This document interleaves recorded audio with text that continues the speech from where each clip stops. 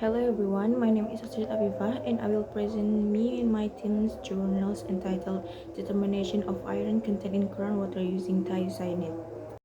Groundwater is an important natural resource that is abundantly available in many regions of the world and serves as a major source of drinking for billions of people, supplies water for household use, and maintains river and lake flow. It is estimated that nearly half of the global drinking water supply comes from the groundwater. However, this resource is often vulnerable to natural contamination from geological sources. Several reports have highlighted that the high levels of iron contamination in groundwater, especially in regions with iron-rich soils and aquifers.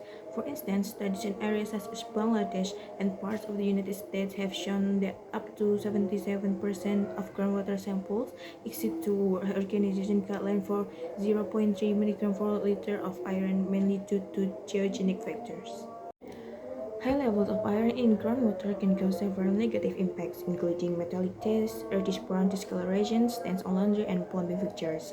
Although iron is an essential element for the human body in moderate amounts, as it plays a role in oxygen transport in blood, excessive exposure through drinking water may lead to health issues such as gastrointestinal disorders, dry skin, and in some cases, increased risk of chronic diseases when combined with other factors. From an environmental perspective, iron accumulation can clog pipes, reduce water flow, and negatively affecting water infrastructure and ecosystems.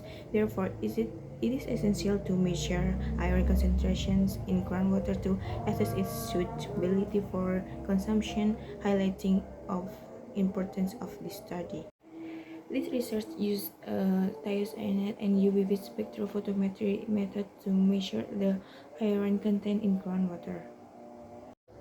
The determination was based on calibration curves constructed from standard solution of non-iron concentration. The linear regression of this data produced the calibration with Y presence absorbance and X presence concentration in ppm. The sample's absorbance was measured at 0.341. Applying this value of the calibration equation, the concentration of the final analyzed solution was calculated to be approximately to 4.55 ppm. However, this value corresponds to the sample solution that had been spiked with a 200 ppm standard as part of the standard addition method. After accounting for this deliberate addition, the concentration of iron in groundwater sample was determined to be 733 ppm. This result is important when evaluated against the water quality benchmark.